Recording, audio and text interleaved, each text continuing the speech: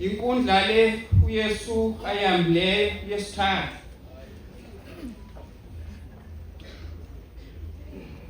Iye yokuqala phambi koPilato and also iye yokuqala kwinkundla zohulumeni. Ungena ngoku uYesu kwinkundla yestate ngoba ezi asuka kuzo zinkundla zenkolo. Bekuxoxwa pha imicimbi yasecaweni. Bathi xa begqibile i-council ihleli yamthatha yabona ukuba akho nto sinawenza, yamthumela kuPilato ngoba makazawuma kweli tyala. Lityala nje rhamente elifitshane. Athi xa engena apha uYesu angene kule nkundla njenge-substitute. Angena uYesu apha kule nkundla engayenzanga laa nto ayithetha uYesu kuMateyu 5 chapter 20 verse 21 ethi uYesu nivile ukuba kwathiwa kumanyani kuze ungabulali. Ke mna ndithi kuni othe umzalwane wakhe ntwingento ngoba sisisulu sentlanganiso yamatyala. Wangena kuYesu engakhange athuke mntu. Wangena uYesu angakhange athi emntwini ntwingento. Mathi uYesu wasisisulu samatyala.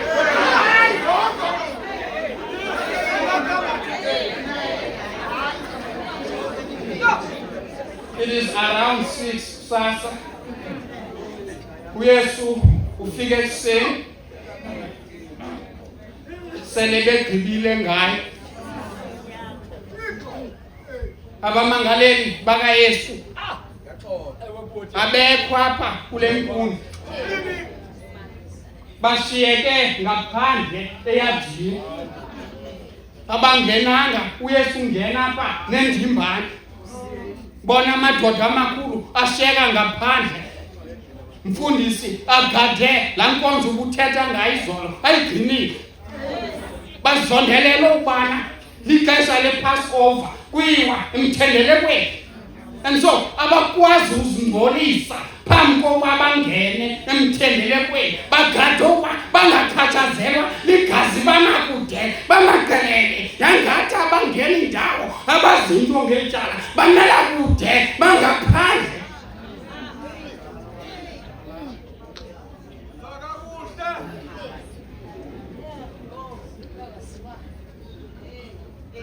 uPilato wothuswa nje ingoma evunywa apha indimbane isithi mbethelele emnqamlezweni makafiswe sonwayo.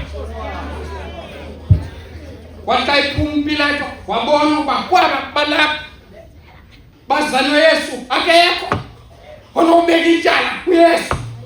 Walakaza wajonga wabona ngaphandle nabaya ngapha kweyadi abamangaleli bakaYesu waya kubo. Wafika wabuza nibeka ityala nini kulo mntu. Yathi impendulo ubebengena ityala ngesingamzisanga kuwe wawuba simzise unetyala.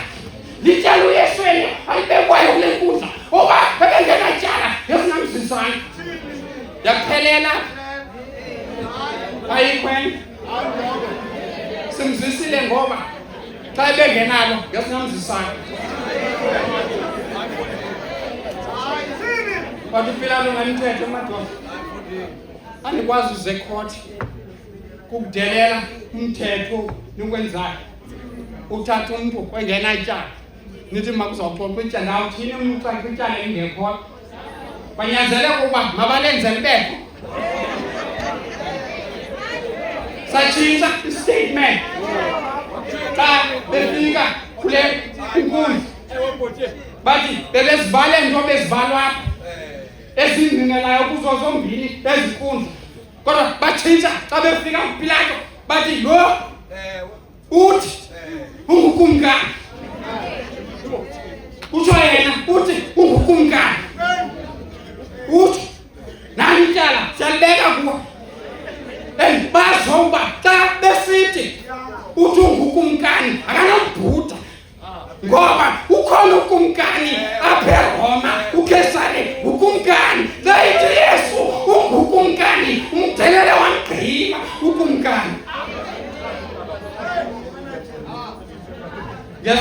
sodwa umelo ubana ke umgwebelo uba abethelelwe emnqamlezweni akakwazi ukuthi sinayo kumkani athi ukumkani.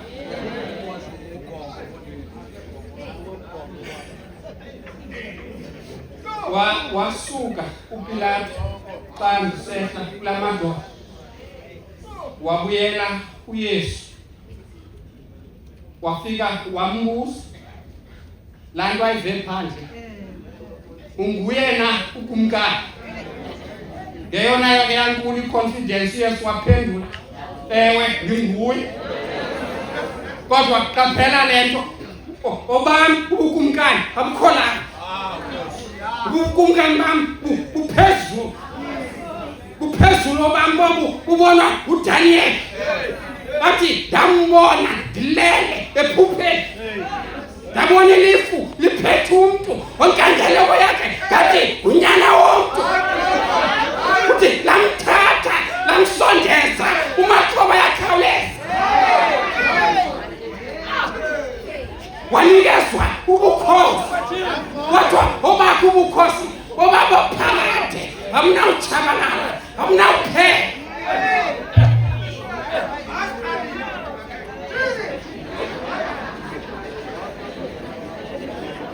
Wathi ndaphuma mna ezulwini ukuze ndizomela inyaniso. Abayaziyo inyaniso bayaliva ilizwi lami. Yabuza le ndoda yintoni na inyaniso. Wathi Yesu engaphendulanga wayibhala uPilato oba ikho le nto ndiyibuzayo ngoba nasi inyaniso imile phambi kwakhe.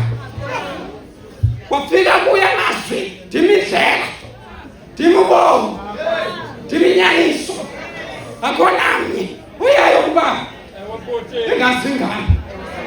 Yafika loo nto engayixelwanga mntu uPilato, yathi yawufika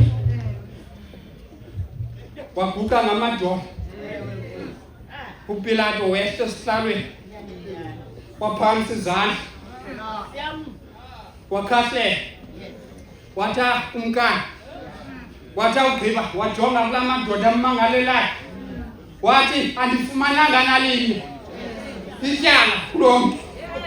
Laphela ityala ngestatement esithi ijaji isobha yakhupha umntu ethi andifumananga nalinye ityala. Wavala ingxolo ngaphandle isithi yini besikuthembile. Siyakwazi ungumbulali, siyakwazi ukhohlakele, simzise ngokwazo uba uzawufumana ityala kuye. Yinosidanisa size sikuthembile ungafumani ityala kuye. Bathi ngexesha ke bethetha phaa babhuda ngento enegaleli phakathi bafumana indlela oescape. Nantsi indlela obaleka ityala bathetha ngegaleli. Yes apho kodwa ke mamela phambi koba sifike pha kukho lo mfundi kungenwa kwi-debate. Abafundi bazawungenela i-debate. I-topic yayo ithi Christianity. Iphelele apho i-topic Christianity. Wabuza uprofessor uba kubani ozoba for i-Christianity. Kwakwindoda ezithembileyo laziyo zikaThixo. Yaphamisa isandla yathi ndikho thumama. Wabuza ubani indoda ezoba against i-Christianity. Kwakwindoda ephamisa isandla yathi ngifuna ibona loo nto leyo.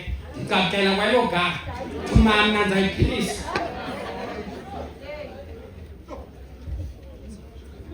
Wathi uprofessor hambani no-research ngale topic. Nibuye ngumhla othile yaqala idebate.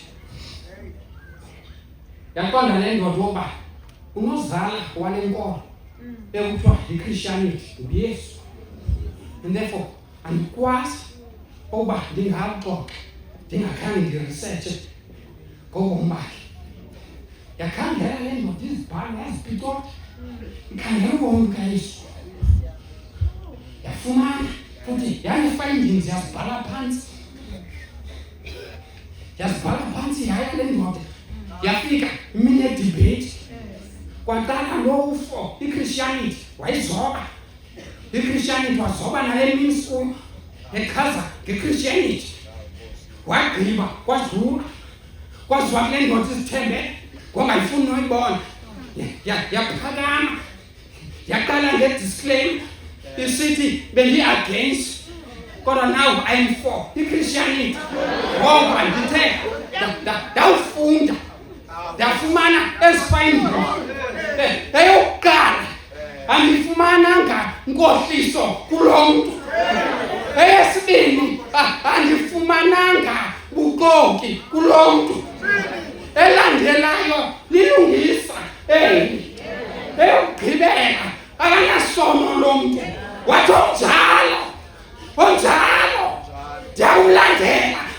andikwazi ukota against yena uba wena usamile unganyuka uzawukota against lanto ikompila watebethenziwe uzawumenzakalisa sukupilato wagunduka watengoja watebethenziwe uyamenzakalisa akamenzakalisa watengoja wathi mamela eyona nto ndiyibonayo into yobana ibridge